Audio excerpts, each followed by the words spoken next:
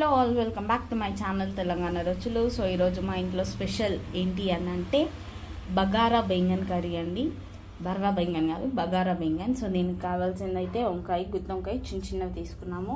And also fried onions, చింతపండు రసం, పల్లీలు, పుట్నాలు, వెల్లుల్లిపాయ, అల్లం, పచ్చిమిర్చి, కరివేపాకు, జీడిపప్పు అండ్ ఇదేంటన్నా గసగసాలు.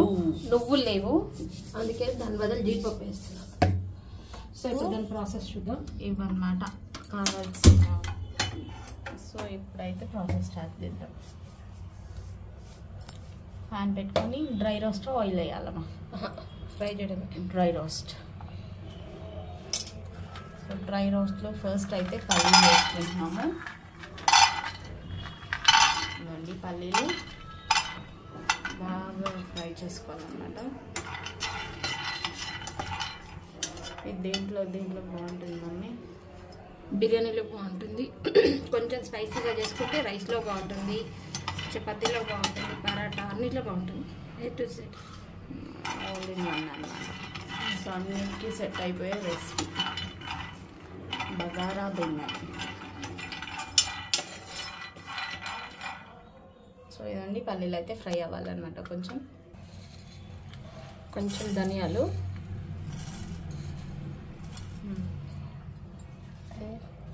కొంచెం గసగసాలు. ఇదండి కొంచెం గసగసాలు. సో ఇది మొత్తం మసాలాకమ్మా, మసాలాకి. అండ్ కొబ్బరి పొడి, అంటే కొబ్బరి వేసుకోవచ్చు, కొబ్బరి లేదు కాబట్టి కొబ్బరి పొడి వేస్తున్నాను.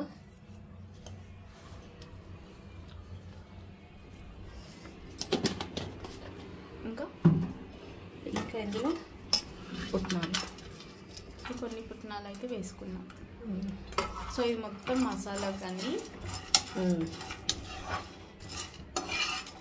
కొంచెం పల్లీలు పచ్చి కాబట్టి ముందు వేసుకున్నాము, ఇవన్నీ పొడి కాబట్టి లాస్ట్. సో ఇది మొత్తం రోస్ట్ అవ్వాలమ్మా బాగా. ఇవన్నీ రోస్ట్. ఓకే. సో ఇదండి అయిపోయింది, ఇది రోస్ట్ చేసేసుకున్నాం ఇప్పుడు. సో ఇది మొత్తం వేగిపోయింది కదా, ఇప్పుడు చల్లారేంత వరకు వంకాయలు కాట్లు పెట్టుకుందాం. ఇదండి ఇది మొత్తం చల్లగా అయిపోవాలి. ఆఫ్ చేసేసుకుంటాం. ఈలోపు వంకాయలు అయితే కట్ చేసుకోవాలి. 4 లెక్కన మమ్మీ. సో 4 కాట్లు అయితే పెట్టుకోవాలి. మసాలా వంకాయకి ఎలా పెట్టుకుంటాము అలా. సో ఇది చల్లగా అయిపోయాయి కదా, ఇప్పుడు ఇది మిక్సీ పట్టుకుందాం.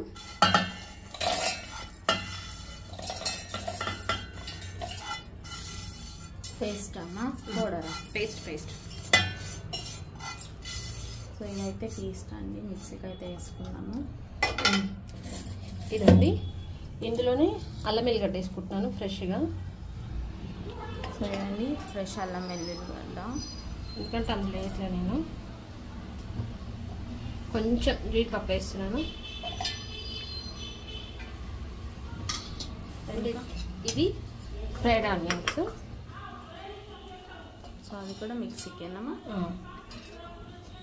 సో సపరేట్ ఆయిల్లో వేయాల్సింది ఏం లేదు. ఇందులోనే కొంచెం పట్టా లవంగా వేస్తున్నాను, గరం మసాలా వేయకుండా పట్టా లవంగా వేసేస్తున్నాను. ఓకే. ఇంకా కారం, స్పైస్ తినే వాళ్ళైతే కొంచెం వేసుకోండి ఎక్కువ. ఇంకా కొంచెం ఉప్పు వేస్తున్నాను.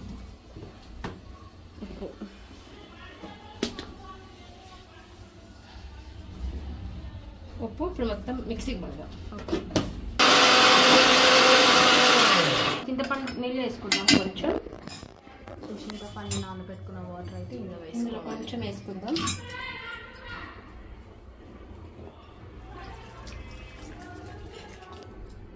సో ఇది మొత్తం పేస్ట్ లాగా పట్టుకోవాలండి. సో ఇది అయిపోయింది. ఇదండి ఇంత మెత్తగా అయింది కదా, ఇప్పుడు మనం వంకాయలన్నీ కాట్లు పెట్టుకొని ఆయిల్ వేసేద్దాం. ఓకే. సో ఇదండి ఆయిల్, ఇది ఆల్రెడీ మనము ఆనియన్ ఫ్రై అయింది, దాంట్లోనే ఇంకొంచెం ఆయిల్ వేసుకుంటున్నా. ఓకే. సో వంకాయలు కమ్మా ఇవి, వంకాయలకి. సో ఇదండి ఇంకొంచెం ఆయిల్ వేసుకొని వంకాయ అయితే కట్ చేసుకొని అందులో వేసేసుకోవాలి. మసాలా పెట్టుకొని వేసేయడమేనా? సో ఇదండి వంకాయ అయితే కట్ చేసుకుందాం. సో ఇదండి ఇలా 4 కాట్లు పెట్టుకోవాలన్నమాట. పుచ్చులు చూసుకోండి, మెయిన్ సగమే పెట్టేసి వదిలేయద్దు, కింది వరకు కాట్లు పెట్టుకోండి, ఎందుకంటే కిందకు కూడా ఉంటాయి పుచ్చులు అన్నవి. ఇదండి ఇలా మొత్తం ఒకసారి ఓపెన్ చేసి చూసుకోండి 4 సైడ్స్. సో అన్నీ ఇదే ప్రాసెస్లో అయితే రిపీట్ చేయాలి సేమ్ అమ్మా.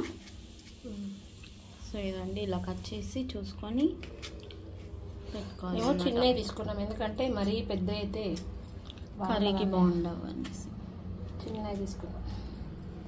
గుత్తి వంకాయలు.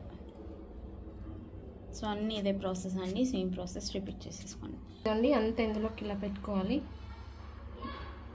సో మిక్సీ పట్టుకున్న మసాలా ఉంది కదా, అదైతే వంకాయలోకి ఇలా పెట్టుకోవాలన్నమాట. మొత్తం 4 సైడ్స్ వంకాయలోకి అమ్మా. సో ఇదండి మొత్తం ఇలాగా స్టఫ్ చేసేయాలి లోపల. మామూలుగా మసాలా వంకాయకి అయితే ఏంటంటే మనం ఆయిల్లో డీప్ ఫ్రై చేసి ఇది పెడతాము. ఇది ఏంటంటే వంకాయకి పెడతాం కాబట్టి వంకాయ కూడా నీకు కొంచెం కారం కారంగా ఉంటుంది. ఉప్పు కారం అన్నీ వేసాం కదా, పులుపు కూడా అలానే వంకాయకి అయితే అన్నీ పట్టుకుంటాయి అన్నమాట, ఫ్లేవర్స్ అన్నీ. సో మంచిగా ఇలా స్టఫ్ చేసేసుకోండి వంకాయ. బగారా బెంగన్లోకి అయితే ఇలా చేసుకోవాలమ్మా.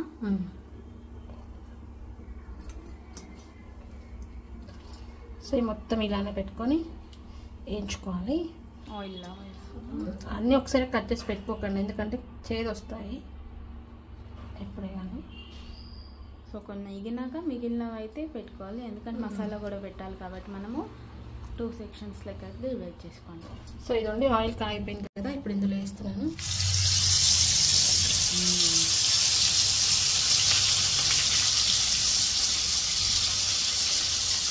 సో మసాలా కూడా మనం కొంచెం రోస్ట్ చేసుకున్నాం కాబట్టి ఆ పచ్చివాసన ఉండదు, తొందరగా అయిపోయిద్దాం. అది వేగిన తర్వాత ఏంటో మసాలా వేసేసి చింతపులుసు అయిపోతుంది. ఓకే. సో ఇదండి వంకాయలు అన్నీ అయితే మసాలా పెట్టి వేసేసుకున్నాము. ఇందులోనే పచ్చిమిర్చి కరివేపాకు కూడా వేసేసుకోవాలి. ఇంకా మమ్మీ అంతేనా? కొంచెం వేగిన తర్వాత ఇంత మసాలా వేసి చింతపులుసు వేసేస్తే అయిపోతుంది. ఇలా ఫ్రైలా బాగుంటుందమ్మా? బాగుంటుంది కానీ పులుసు అయితే ఇంకా బాగుంటుంది. ఒక నిమిషం మూత పెట్టుకుందాము, తొందరగా మగ్గుతాయి. సో ఇదండి ఒక 2 మినిట్స్ తర్వాత వీటి పరిస్థితి ఇది. చూసారంటే బాగుంది. ప్రతి వంకాయ ఫ్రై అయిందా? ఇంకొక 1 మినిట్ పెడదాం. మూత పెట్టాలా? మూత పెట్టేస్తాం. ఓకే. సో ఇప్పుడు చూద్దాము. సో ఇదండి మొత్తం అయిపోయాయి కదా, ఇప్పుడు మనం ఇందులో ఆయిల్ మసాలా వేసుకుందాం. సో మసాలా ఉంది కదా, అది కూడా వేసేసుకోవాలండి. ఇది వేసేసుకొని చింతపండు పులుసు వేసుకొని గ్రేవీ అయితే చేసుకోవాలి అమ్మా. సో ఇదండి చింతపండు, ఇది కొంచెం వేసుకుందాం. పులుసు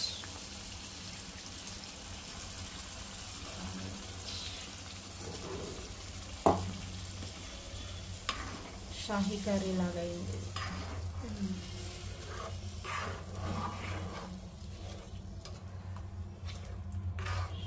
కొంచెం దగ్గర పడేదాకా ఉంచుదాము. ఎంతసేపు? ఒక 2-3 మినిట్స్ అంతే. ఓకే. సో ఇదండి కర్రీ అయితే అయిపోయింది, మొత్తం దగ్గరకు వచ్చేసింది కదా. బగారా బెంగన్ మసాలా అయిపోయింది. ఇప్పుడు ఇది ఆఫ్ చేసుకుంటాం. సో అయిపోయిందండి, ఇప్పుడు దీన్ని మనం షిఫ్ట్ చేసుకుందాం. మాకు కొత్తిమీర లేదు. కొత్తిమీర లేదు, ఎందుకంటే రేపు సండే, రేపు తెచ్చుకోవచ్చులే అనేసి మేమే తేలే. సో ఇదండి కర్రీ అయితే అయిపోయింది. కొంచెం జీడిపప్పు వేయించుకున్నాను ఆల్రెడీ.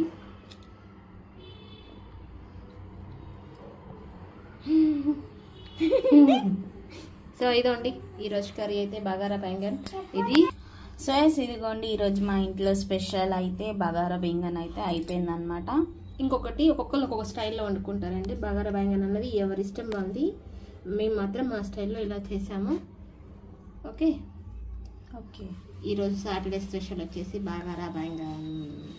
సో హోప్ మీ అందరికీ వీడియో నచ్చింది అనుకుంటాను. నచ్చితే మా ఛానల్ని లైక్ చేయండి, షేర్ చేయండి అండ్ ఆల్సో సబ్స్క్రైబ్ చేయండి. ఈ కర్రీ మీరు కూడా మా స్టైల్లో ట్రై చేయండి, డెఫినెట్లీ బాగుంటుంది. So thank you.